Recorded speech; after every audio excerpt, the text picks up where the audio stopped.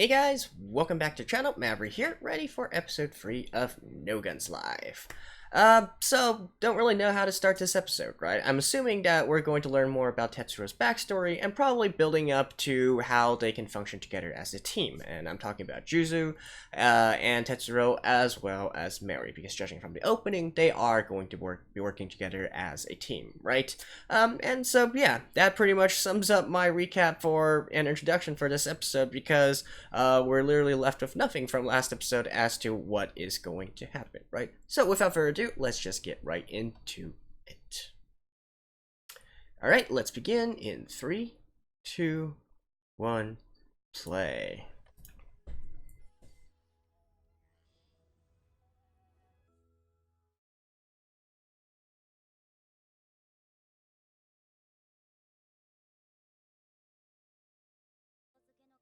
I don't think I can ever get used to his head.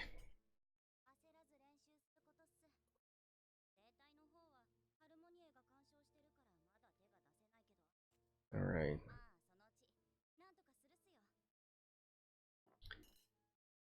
So he's lost coordination, he's lost his vocal cords. Oh, there's someone he left behind.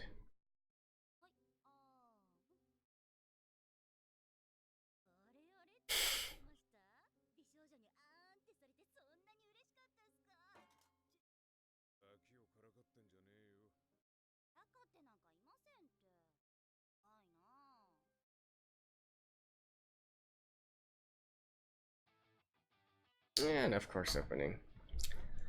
Since none of you guys commented that you wanted me to keep the opening, I'm just gonna continue to skip it. I'll see you guys in a second. And back.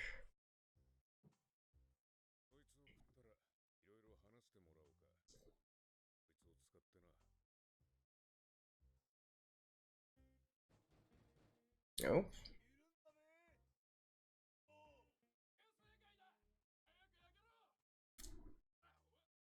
Juicy. I'm guessing some local gangs.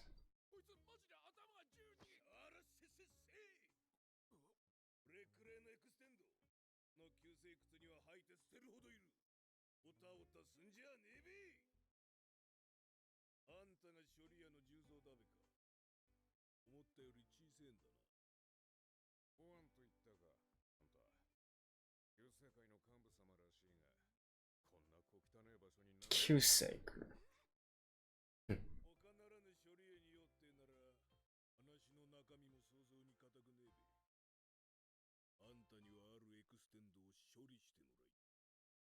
Oh, it's a work request. Okay.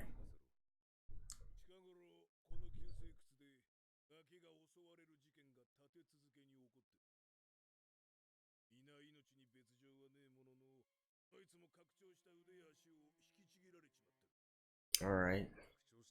An anti-extension group?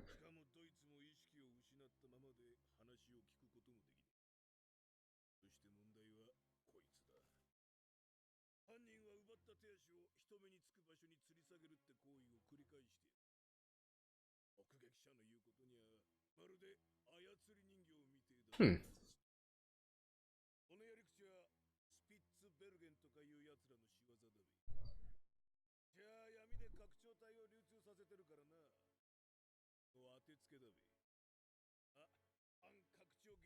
Alright. Anti-extension.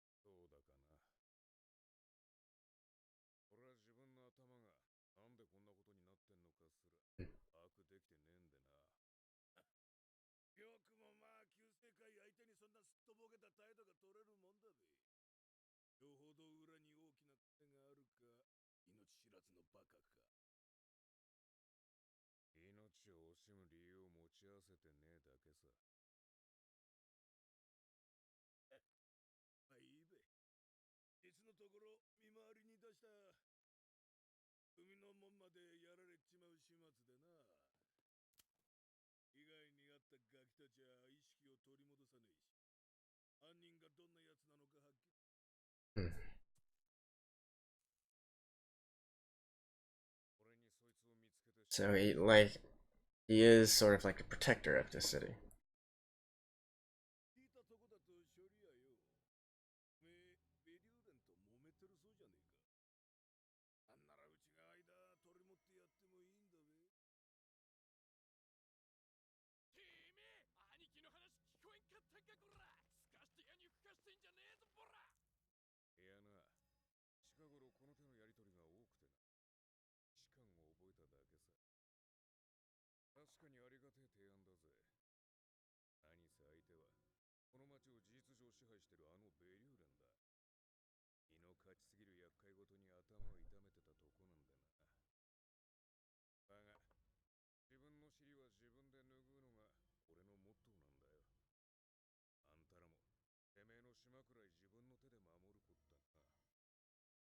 Hmm.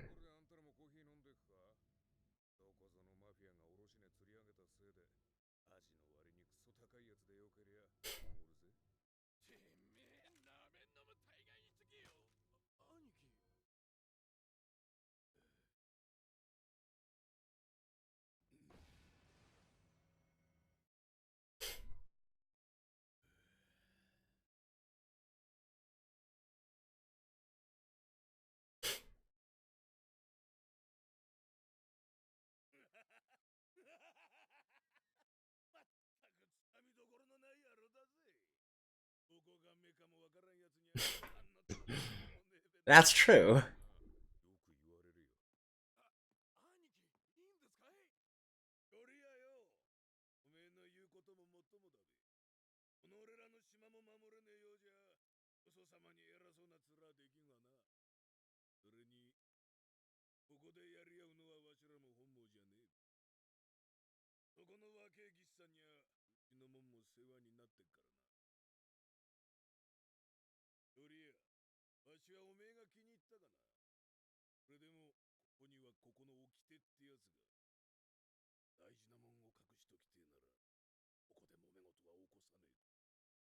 Hmm.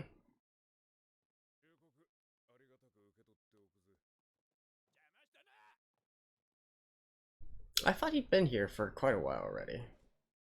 Alright.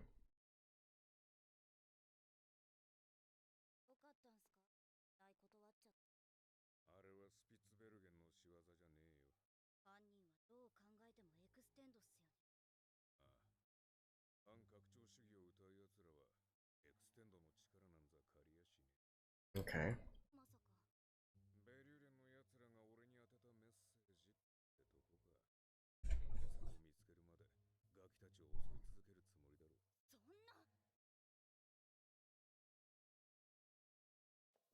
So he's probably still going to confront that extended, right?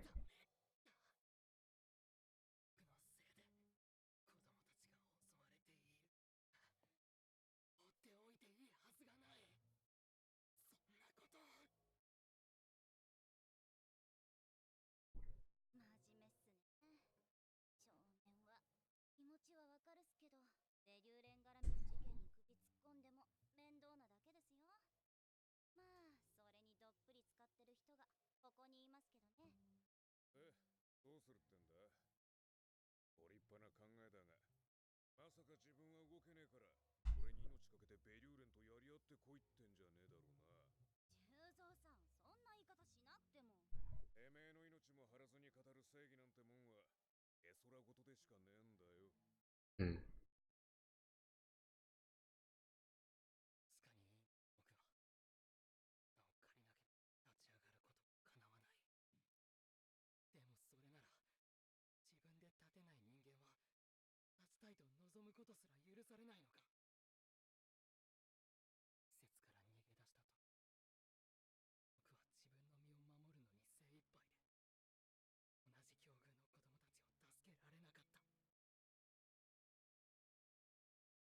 Hmm.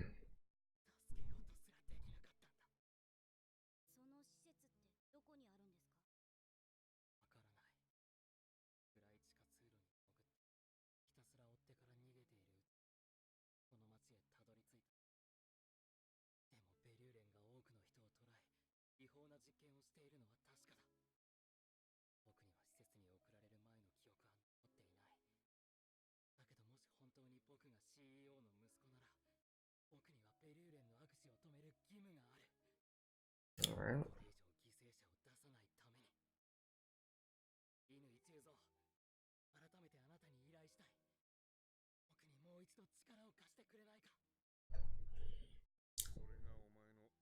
What if after he regains his memories, he's actually wanting to do that?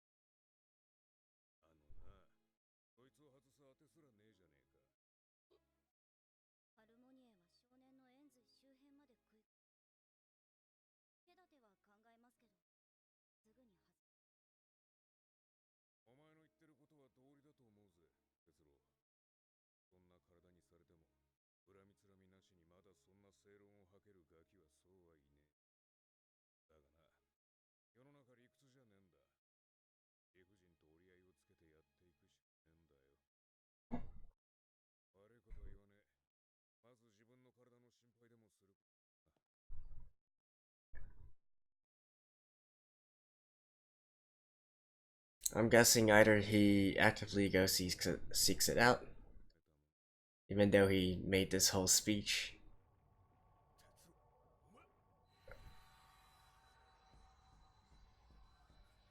Okay, never mind. Something entirely different.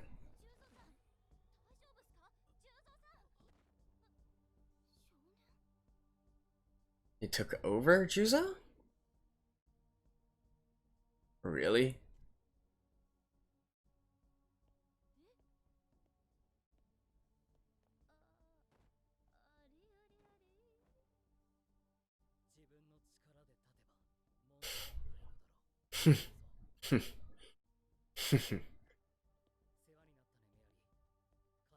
That's quite convenient.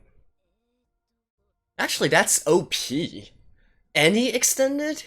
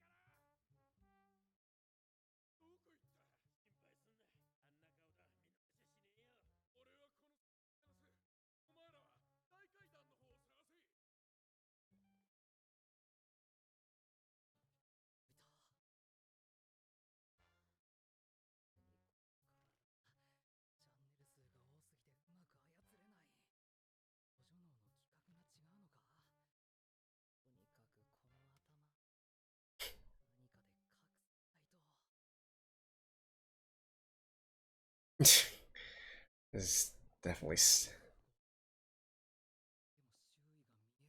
What?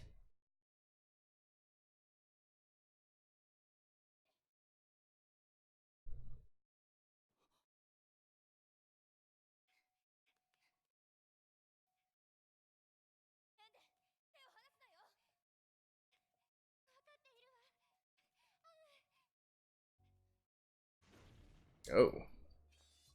Are being chased just like that.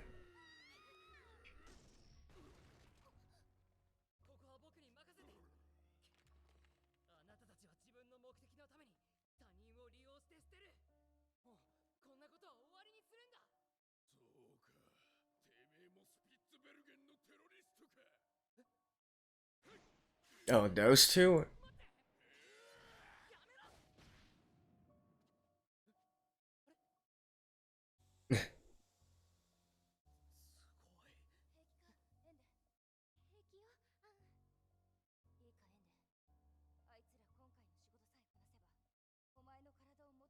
Oh, so those are terrorists.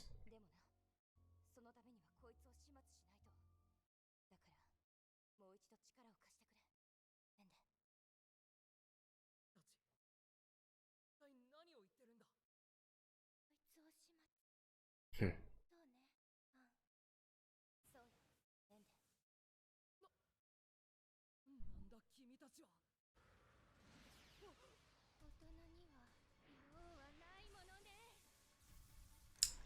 Ooh.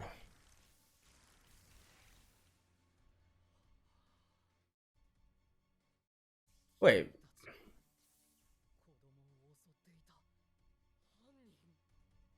Okay, so yeah, so they're not part of the terrorist group either.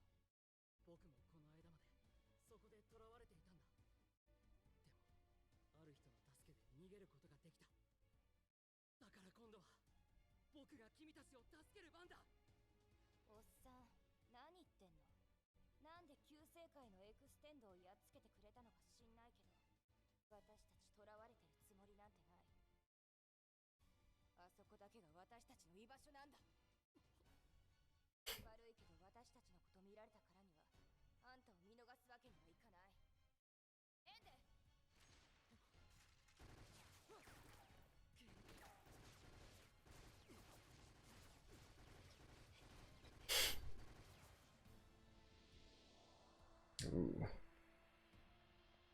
Oh, they hit his action.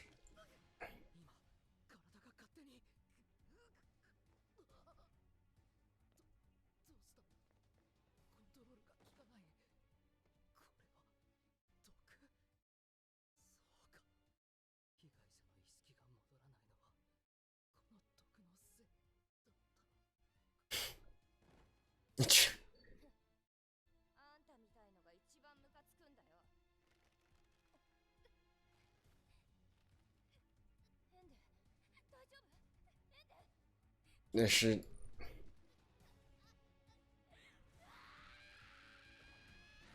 What?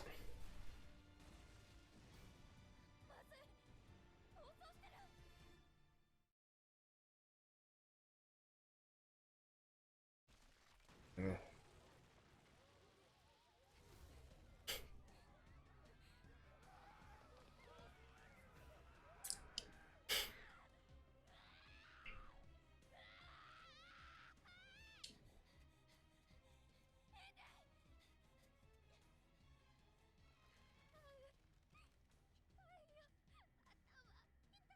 Is this like sort of the withdrawal effect of not using the drugs?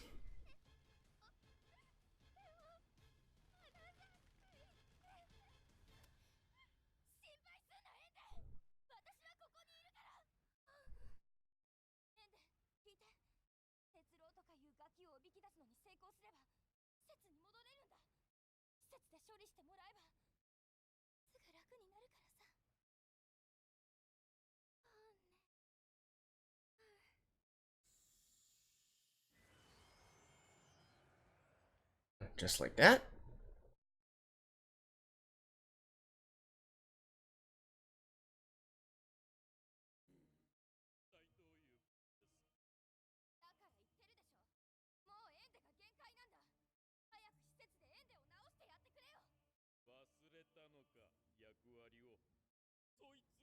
Oh, it's this guy again.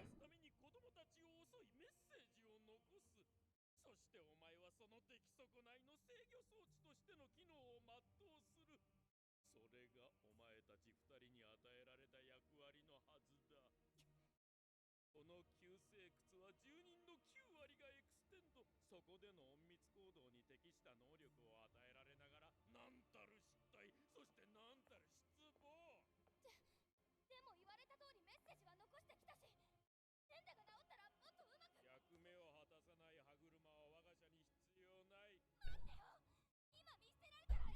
It's gonna be Juzo to the rescue. 手遅れだ。直ちに被験体2体をこの場で破棄する。そんな。やめろ。 No, it's Tetsuro to the rescue. この子たちは歯車なんかじゃない。 Alright. Okay, okay. I was definitely wasn't expecting Juzo to be completely controlled for like half the episode, but alright. I'll see you guys after the ending. Alrighty, so that was episode 3 of No Guns Life, and I will admit it didn't really develop the way that I thought it would. I was completely waiting for it to follow a pattern more similar to City Hunter or whatnot, where, the main character actually, even after he learns of the full situation, and then maybe acts a bit cold towards the client or whatnot, and, acting like he's not really going to take on this job, eventually does take on the job and just, handles things his own way, right? I thought it was going to develop similar to that. I definitely wasn't expecting Tetsuro to just, hijack into Juzo and, take things into his own hands, right? And by the way, Harmony is so OP here, right? Like, and you have to wonder the corporation behind this, right? If they are able to put this kind of weapon into an extended, it should also mean that they already have this kind of technology, and it might be used. It could be used even without being put into a person, right? Which means that the corporation can really easily control any kind of extended as long as they have a subbrain, right? So that is a worrying thought, right? It's basically like having a corporation being able to at any time take control of any of your electronics or whatnot, or in this case, taking control of you as a person, especially with the advent of so many extended here. It's basically being viewed as a normal thing now. So you gotta wonder whether the terrorist organization, Spitsbergen, or those with this kind of anti-extension ideology have a certain point to them, right? That is some food for thought going forward here. And in terms of the actual episode, and with Tetsuro taking control of Juzo, there we do discover a few things that are also quite surprising to me, right? First of all, I thought that Juzo was more well known locally. I don't think, maybe I missed it. Did they ever say how long he's been staying at the city? But I would have thought that, judging by the interactions in the first episode, maybe he's already built some sort of reputation for himself over here, and more people should know who he is, instead of basically, it's every man for himself, right? Even when he walked into this sort of pawn shop or anything, people were willing to jump on him, and they didn't really recognize that he was Juzo. So he's not as famous as I thought here. Although, of course, some people have heard of him, like the mafia group here did heard of him before as well. In terms of the actual battle, the fight between Juzo and Anne and Ende, or I shouldn't say Juzo, it should be Tetsuro, right? Tetsuro controlled Juzo. There was this scene there where Juzo or Tetsuro was being fired upon by Ende, and he mentioned that the arm, it moved on its own, right? So I am wondering if Juzo still has a certain amount of control over his body, or is it because that him being a military grade extended, it has some inbuilt self-defense mechanisms, right? So like autonomous evasive maneuvers in a certain way, which would help him protect his vitals and whatnot, and that's probably what also helped save Tetsuro as well. Otherwise, those 3 bullets would have probably just directly hit him into the chest, or it could have hit the backpack he was wearing and harmed Tetsuro's own body, right? So that's definitely some sort of foreshadowing for the future here. And also the poison, I'm also guessing that it's because Juzo is using a military grade extended body, and that is the reason why the poison doesn't affect him as much, right? Like I keep on saying, Juzo is military grade. He obviously should have some better, like much better fighting potential than just normal extended. And so I would think that poison protection would be one of the things that his body would have as part of fighting a war, right? So that's my explanation for that part right now. And speaking of Anne and Ende, they seem to have this sort of overextended and partner relationship, right? So I do wonder if their relationship is sort of similar to how Juzo was with his partner during the war. Maybe all these sort of overextended have a handler to them, which will help them control their powers and whatnot. In Juzo's case, I believe the handler is also the one who can pull the trigger on his head and whatnot, but maybe it has some other use, such as calming them as well, since apparently all extended have to go through this sort of mental instability, if you will, if they don't take drugs regularly or do checkups regularly. So yeah. Beyond that part, Tetsuo, right? I also mentioned this within the episode here.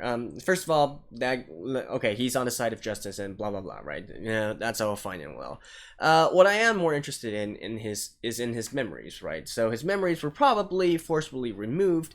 The thing here that I'm interested in is what kind of ideology or what kind of goal he was trying to accomplish before he lost his memories, right?